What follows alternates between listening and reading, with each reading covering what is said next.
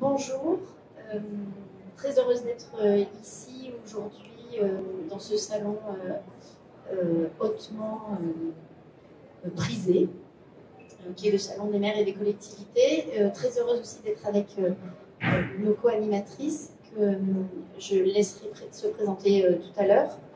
Je m'appelle Claire Grolot, je suis présidente et fondatrice d'une association qui s'appelle La Belle Vie. Et nous sommes ici aujourd'hui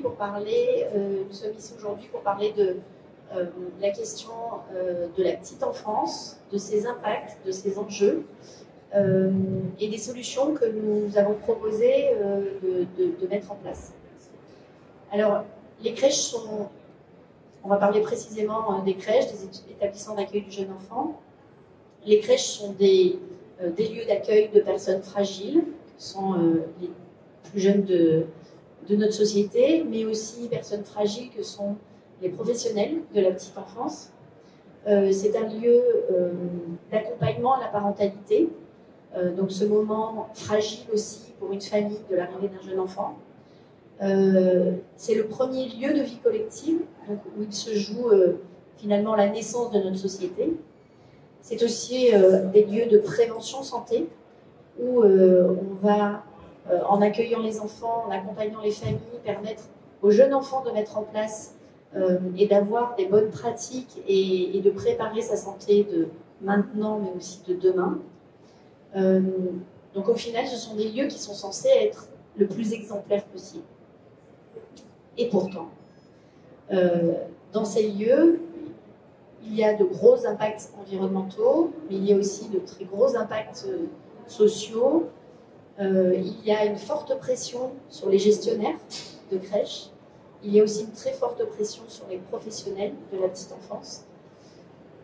Pour toutes ces raisons et fort de ces constats, nous avons décidé de développer une démarche pour accompagner ces lieux à mettre en place une démarche qualité basée sur des progrès environnementaux et sociaux pour réduire l'impact sur l'environnement de ces établissements et aussi améliorer la qualité de vie des enfants, des professionnels et au final des familles.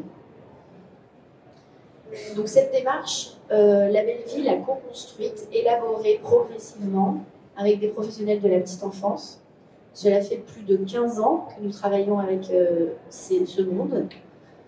Et cette démarche est basée sur un diagnostic partagé, riche de plus de 500 points qui sont analysés et étudiés sur 17 items, 10 thèmes environnementaux et 7 thèmes sociaux, mais aussi de formations qui permettent aux professionnels de la petite enfance de monter en compétences sur les questions de management environnemental pour le dirigeant de la structure, mais aussi sur les questions d'alimentation durable, de pédagogie à l'environnement, d'entretien des locaux, de réduction des polluants, et de monter en compétence sur plus d'une trentaine de sujets.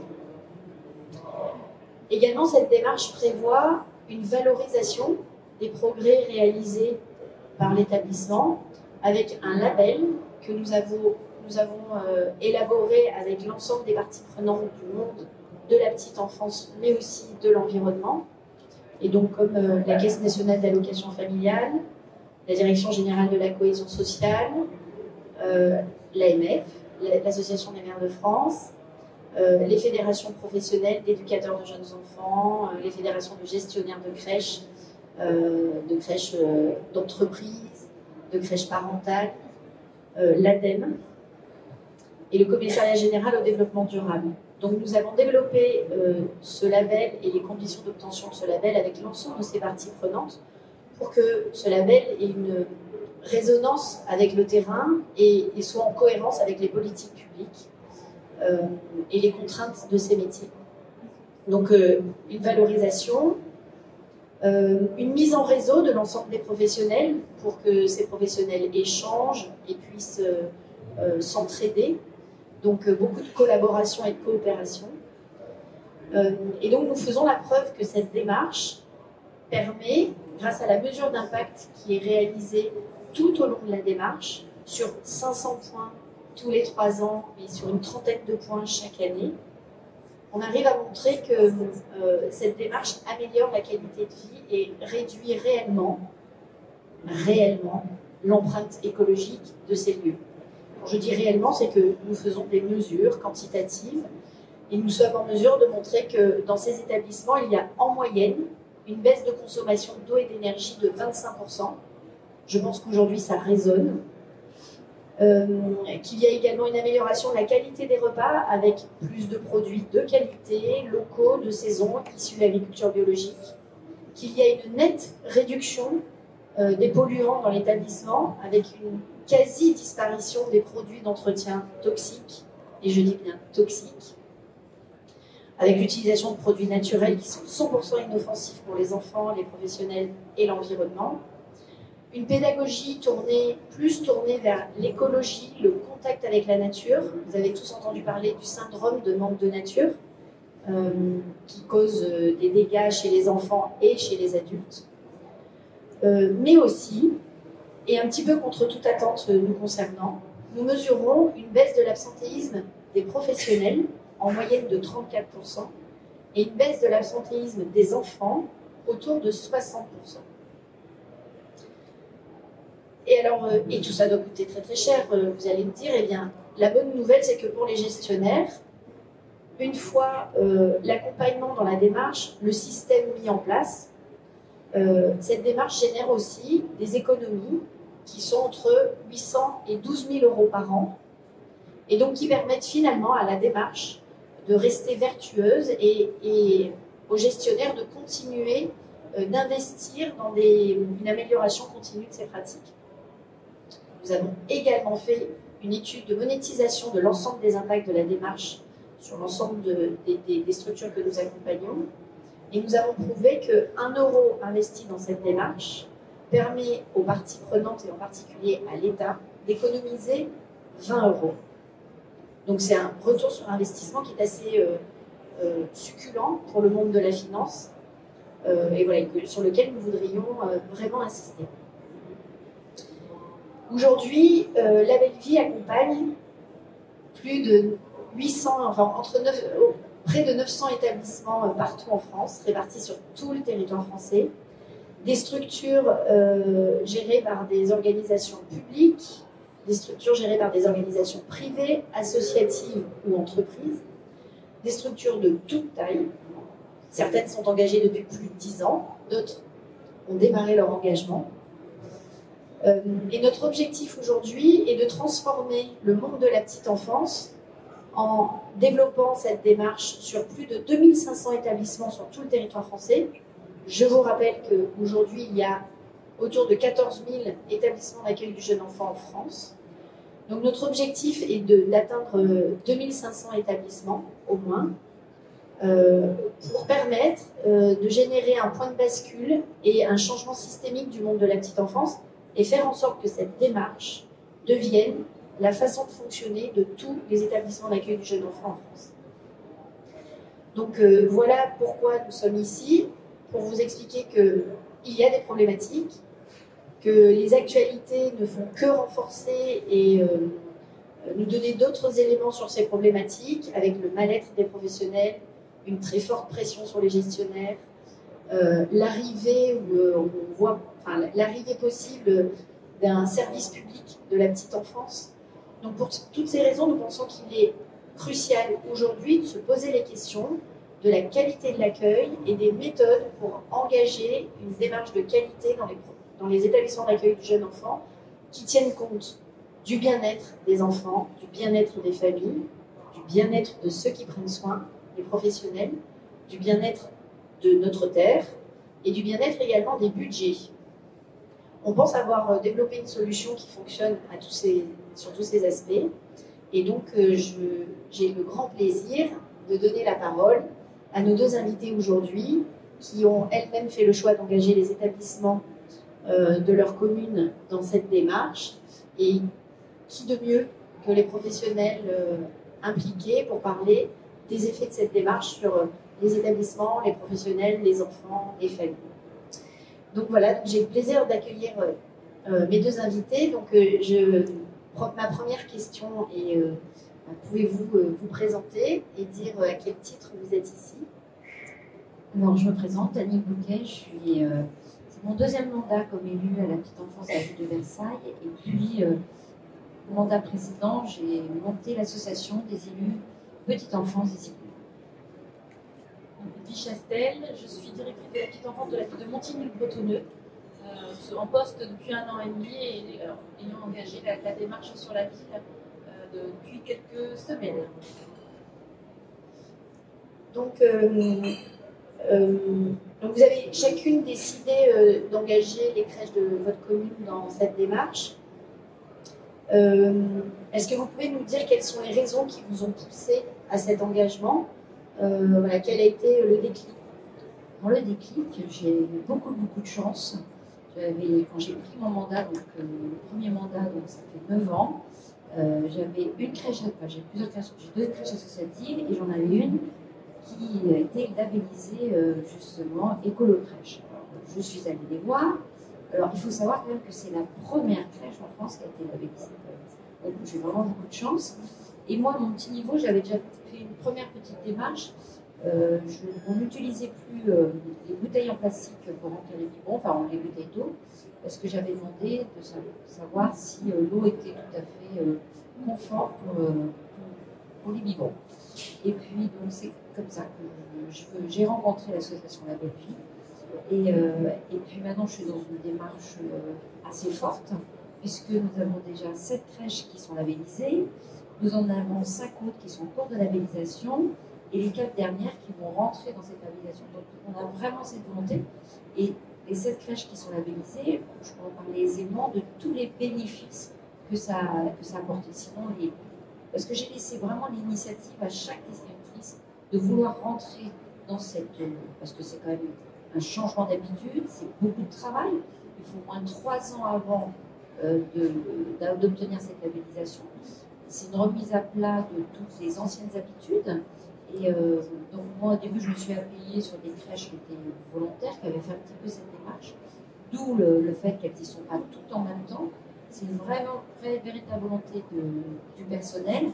Et là j'espère que d'ici 2023, 2024 et 2025, j'aurai toutes mes crèches labellisées. Donc ça a créé une dynamique au niveau de tous les établissements de la ville de façon fabuleuse. Donc là c'est déjà le premier témoignage que c'est quelque chose qui est quelque chose de formidable. Et après, j'en parlerai plus aisément de tous les points positifs. Et vous? Alors, sur Montigny, c'est une vraie volonté politique. Monsieur le maire a inscrit dans son mandat le développement durable. Il a chargé la ville chargé de mission pour développer tout cet aspect de développement durable. À mon arrivée, donc il y a tout juste 1 an et demi, j'ai proposé que la ville engage également les crèches. Et donc j'ai commencé à monter ce projet en prenant contact avec vous, la Belle Vie de crèche. L'idée première était d'inscrire 1 ou 2 crèches tests. Et puis sur les conseils de vos collaboratrices, les conseils, on a fait le choix d'inscrire un peu plus de nos établissements. On commence par 6, il y en a une 7e qui ouvrira ses portes dans quelques mois, qui va rejoindre le processus. Et ça a amené aussi, comme disait l'invité, une vraie dynamique. Merci. Donc, d'un côté, inspiré par une crèche associative qui était sur le territoire et engager progressivement les crèches par pool d'engagement. Et de l'autre côté, le moteur, ça a été une décision politique, une volonté politique, une feuille de route du maire. Et vous lui avez apporté finalement une action clé en main sur la question de la petite enfance. Et d'autant plus que les crèches, souvent, sont un peu excentrées de l'hôtel de ville, des services de l'hôtel de ville, et que participer à Écolo-Crèche avec cette chargée de mission de développement durable, ça permet d'inscrire les crèches également dans une démarche commune de tous les services de la ville.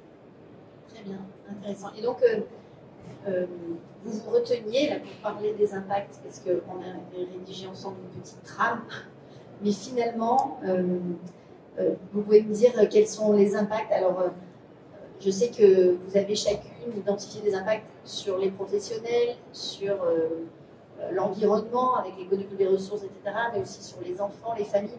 Allez-y, lâchez-vous sur les impacts que vous avez pu identifier. Alors, je dirais le premier impact, alors je ne sais pas si beaucoup de monde sait, mais on a un vrai problème de recrutement des professionnels à petite enfance. Mais ce que je veux dire, c'est que surtout, toutes les équipes ont eu cette volonté de s'engager. Ça fédère énormément toutes les équipes au sein même de l'établissement sur un projet commun dans lequel je pense que tout le monde y est extrêmement sensible, tout le monde a envie d'y contribuer. Je dirais que même qu'elles, maintenant, à leur propre niveau, elles prennent leur vélo. Enfin, voilà, même personnellement, elles ont des démarches très différentes de ce qu'elles avaient auparavant. Et puis, ça a permis de créer des liens dans les établissements, puisque les directrices échangent tout ce qu'elles mettent en place. Voilà, parce que ce qu'on ne dit pas, c'est que pour avoir ce label écolo-crèche, on a différents critères, mais chaque établissement priorise les critères qu'il souhaite. C'est un label de 3 années sur une certaine base, et ensuite, moi ce que j'apprécie dans ce label, c'est que c'est pas fini en fait. C'est qu'après, faut se faire relabelliser, et là, il faut encore s'améliorer. On a encore 3 ans pour vivre sur cet acquis, réfléchir sur qu'est-ce qu'on peut améliorer au sein de notre établissement. Donc ça crée vraiment une dynamique extraordinaire. Et puis moi je vois cette dynamique au sein de mes autres établissements parce que chaque établissement a appris des points différents, mais elles ont un échange de ce qu'elles ont mis en place.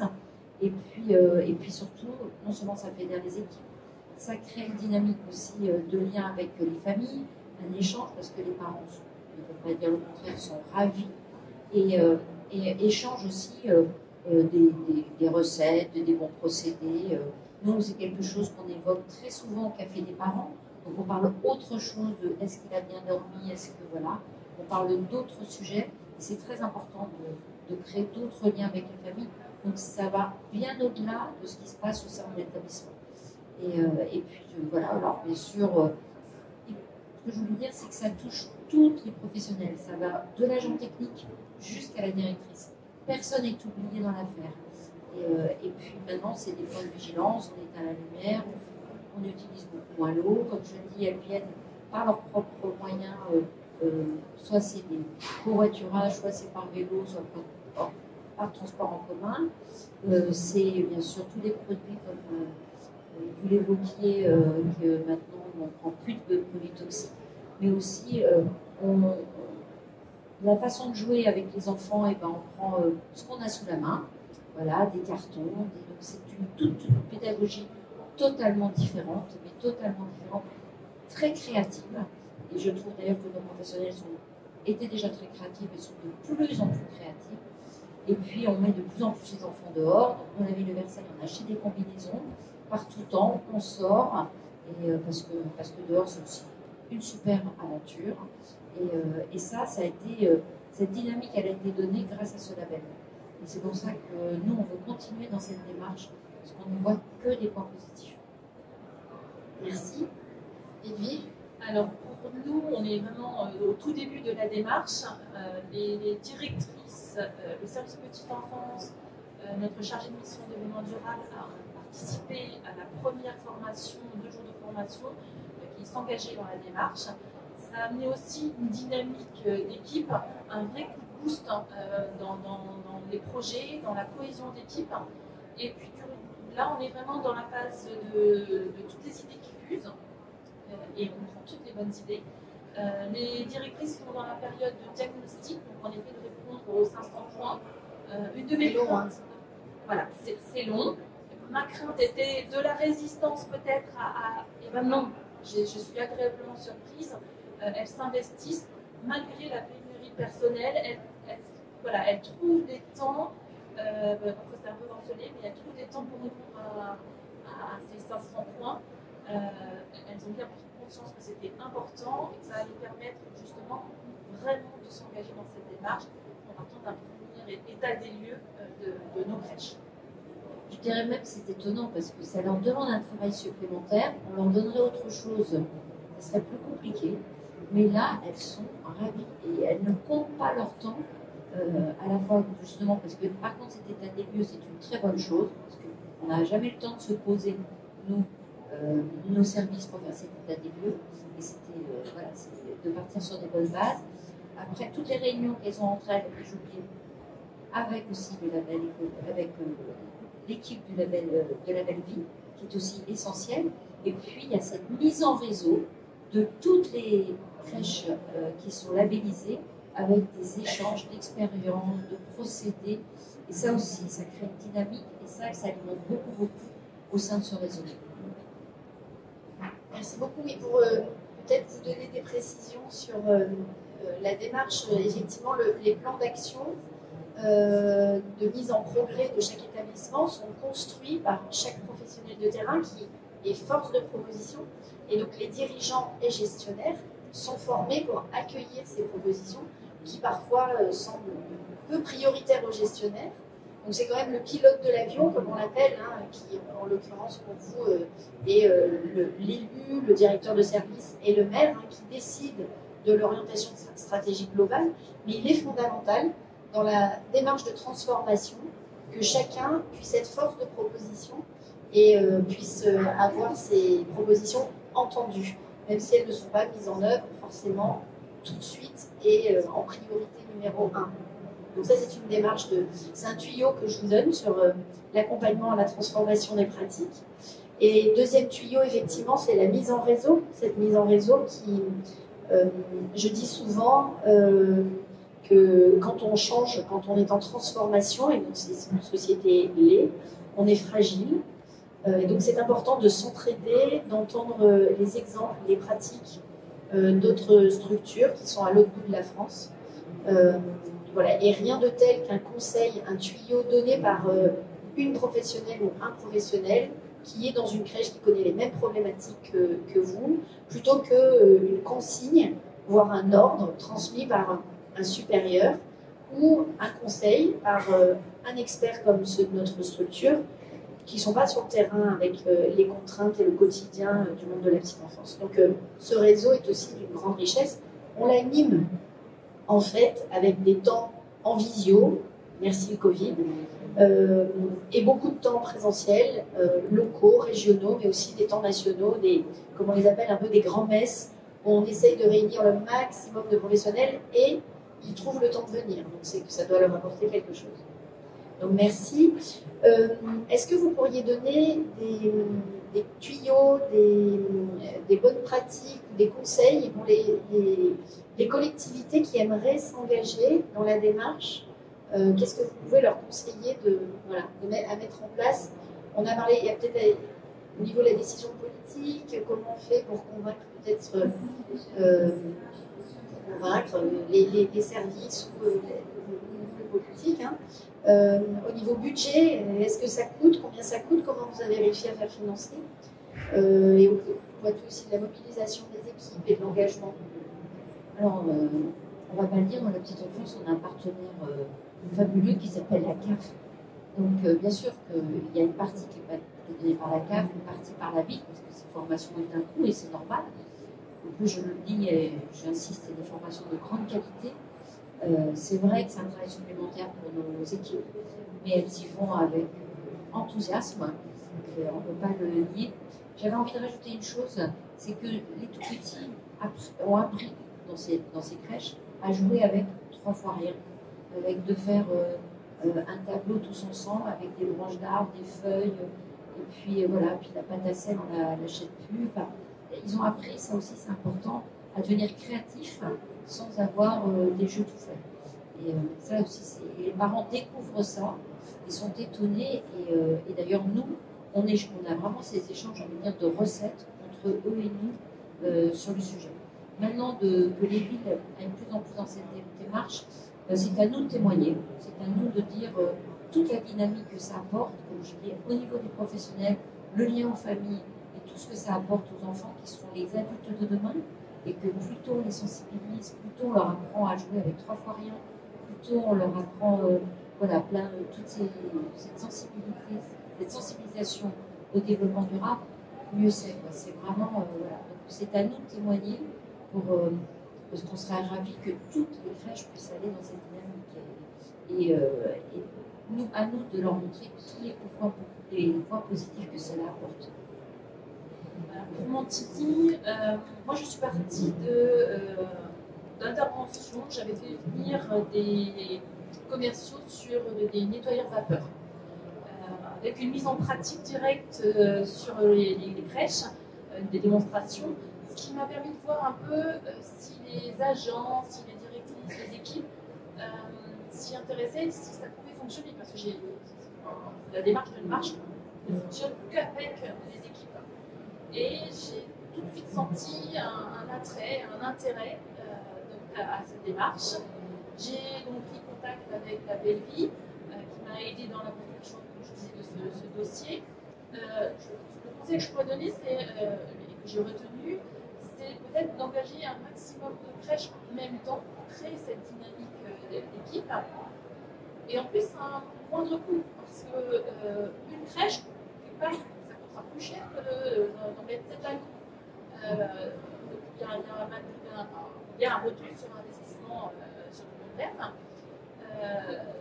Il faut solliciter en effet notre partenaire CAF qui participe à cette démarche. C'est un coût, c'est des dépenses au départ, mais c'est un retour sur investissement, on le sait, avec toutes les données statistiques que vous nous avez présentées. On est aussi c'est redonner du sens à ce que l'on fait, redonner du sens à la prise en charge des enfants, de partager ces expériences aussi avec les familles, de propager avec les familles. Et on a voulu inscrire le relais petite enfance également pour faire participer les assistantes maternelles libérales. Ce n'est pas uniquement la ville, c'est aussi les assistantes maternelles libérales qui vont participer à des actions auprès des enfants et des familles qu'on n'aurait peut-être pas touchées nous-mêmes. La volonté, comme je disais, politique de la ville était vraiment d'avoir un axe sur le développement durable. Donc ça amène aussi d'autres ouvertures dans la rénovation de nos bâtiments, dans la prise en conscience du contexte écologique et économique aujourd'hui. Donc ça amène, je dirais, un autre sens à la démarche aujourd'hui. C'est vrai que maintenant on fait très attention quand on rénove un lieu, extrêmement attention de tous les matériaux qu'on peut utiliser, c'est certain. Mais comme on dit, je pense que et la mayonnaise va prendre de plus en plus, et je pense de plus en plus d'établissements vont s'impliquer. Parce que je n'ai de tous les établissements, même en dehors de ma ville, qui sont impliqués sur le sujet, je n'en vois pas un seul insatisfait. Malgré le travail supplémentaire que ça demande, malgré une implication plus importante, mais en fait tout le monde ne voit que des bénéfices. C'est formidable. Merci beaucoup. Oui, effectivement, je voulais juste insister sur quelques points que vous avez soulevés, notamment le fait d'engager plusieurs crèches en même temps. C'est vrai que c'est un peu contre-intuitif, on peut se dire, et c'est aussi souvent ce qu'on a pu conseiller sur des gestionnaires qui ont un peu peur de ce que ça peut générer comme transformation, parce qu'il y a un peu de lâcher prise aussi. C'est je vais faire confiance aux professionnels de terrain, non pas qu'ils ne fassent pas confiance, mais c'est un peu lâcher la bride. Et donc, engager plusieurs établissements en même temps, effectivement, ça permet cette dynamique et ça permet cette économie. Donc, juste pour expliquer aux personnes qui sont là, comme on propose des formations, quand ce sont des formations internes aux gestionnaires, mais évidemment, si on a engagé plusieurs établissements, le coût à l'unité à la crèche est moins important que quand on fait former une personne avec deux personnes. Donc évidemment, ensuite vous parliez de matériaux de construction, et aujourd'hui on sait qu'un des leviers majeurs contre le changement climatique, ça va être de travailler les bâtiments dans lesquels nous nous abritons. Donc je voulais aussi préciser qu'il existe une démarche pour des établissements en création, donc, que nous accompagnons pour qu'ils démarrent avec le bâtiment le plus éco-responsable possible en fonction de leurs contraintes aussi. Donc ça c'est une démarche T0, vraiment avant la création de l'établissement, mais on continue d'accompagner les crèches déjà existantes pour qu'elles améliorent leur bâtiment. Vous avez parlé aussi des financements par la CAF. Donc aujourd'hui, le projet est soutenu effectivement par la CNAF et donc sur les territoires par les CAF. Il est éligible à un financement sur le Fonds public et territoire.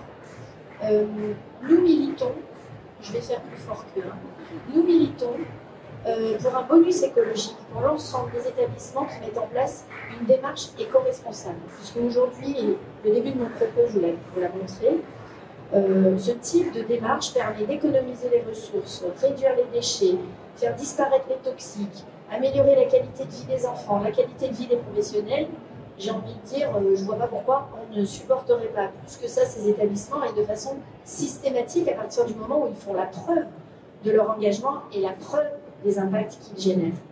Donc aujourd'hui, nous militons pour un bonus écologique au fonctionnement de 5 000 € par an pour permettre aux établissements de ne pas se poser la question, de dire ça n'est pas une question de budget, ça n'est pas une question de je ne vais pas sacrifier le développement artistique ou la formation aux premiers soins de mes équipes et je peux me mobiliser sur ce projet. Donc n'hésitez pas à nous soutenir sur ce plaidoyer. Mais déjà la CAF soutient le projet en le finançant très souvent. Oui, vous avez parlé des assistants maternels, relais petite enfance. La démarche est aussi accessible et on a créé une démarche dédiée aux assistants maternels qui s'appelle Éco-accueil petite enfance et une démarche dédiée aux relais petite enfance également, qui permet à ce mode d'accueil aussi que sont les assistants maternels, je rappelle qui est le premier mode d'accueil après les parents et avant les crèches, qui leur permet de s'engager dans cette démarche et de se mettre en réseau et d'être soutenus et de trouver des solutions. Et enfin, vous avez évoqué l'augmentation de la créativité, vous avez beaucoup parlé du bien-être des professionnels et je voulais vous préciser que nous avons mené, fort des résultats d'impact que nous avons avec la baisse d'absentéisme qui nous surprennent toujours, on a mené une étude avec un sociologue qui s'appelle Pierre Moisset pour tenter de comprendre les raisons de cette baisse d'absentéisme. Il y a un rapport qui est disponible sur notre site. Je vous engage à aller le lire si le sujet vous intéresse. Et nous co-organisons un colloque avec la Caisse nationale d'allocation familiale et la Direction générale de la cohésion sociale le 16 janvier au ministère de la Santé sur le sujet. Donc n'hésitez pas à regarder où est-ce qu'on peut. Je vois que sur LinkedIn, prochainement, on pourra réserver des billets pour réserver sa place pour ce colloque si vous avez besoin de ça, de mieux comprendre les tenants et aboutissants de comment une démarche qualité centrée sur l'amélioration de la qualité environnementale et sociale permet d'améliorer le bien-être des professionnels et donc la qualité de l'accueil. Donc voilà pour ces petits ajouts que je voulais faire rebondissant sur vos remarques. Et nous vous laissons la parole si vous avez des questions.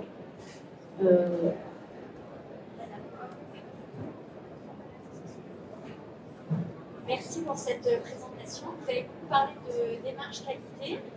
Comment est donné le label? Est-ce que c'est Label Vie qui décide de labelliser les crèches? Comment est-ce que ça fonctionne? Et du coup, comment est-ce que vous contrôlez? On peut passer.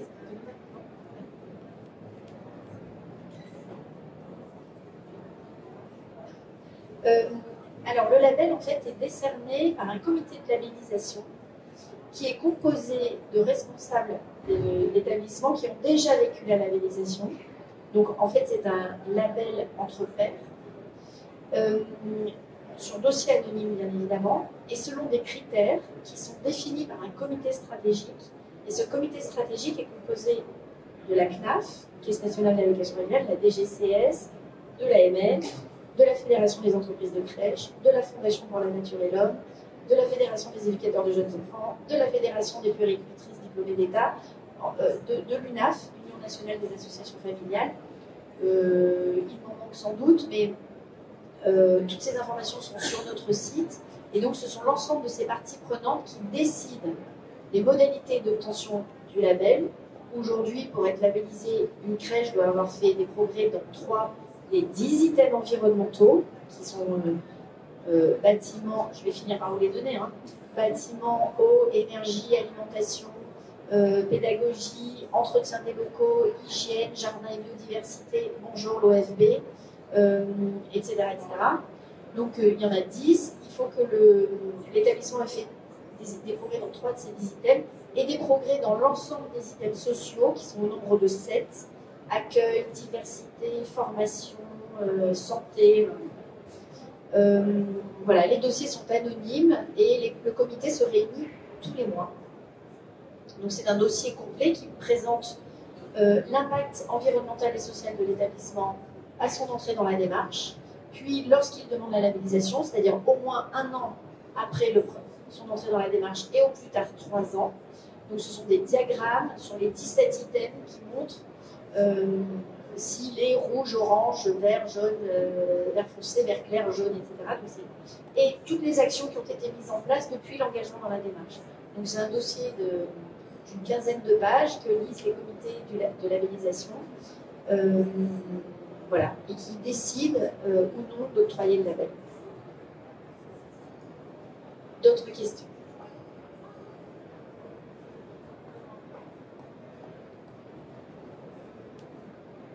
C'était très clair pour tout le monde. Eh bien, merci beaucoup. Nous sommes présents sur un stand. Quel est le numéro du stand? Alors, je rajouterais que voilà, c'est une belle école d'exigence pour tout le monde et dans l'intérêt de tous, avec, je pense que tout le monde est dans cette dynamique parce que c'est vraiment dans beaucoup de domaines porteur de valeur. Et rejoignez-nous dans le réseau. N'hésitez pas, vraiment, n'hésitez pas, c'est une superbe dynamique. Merci.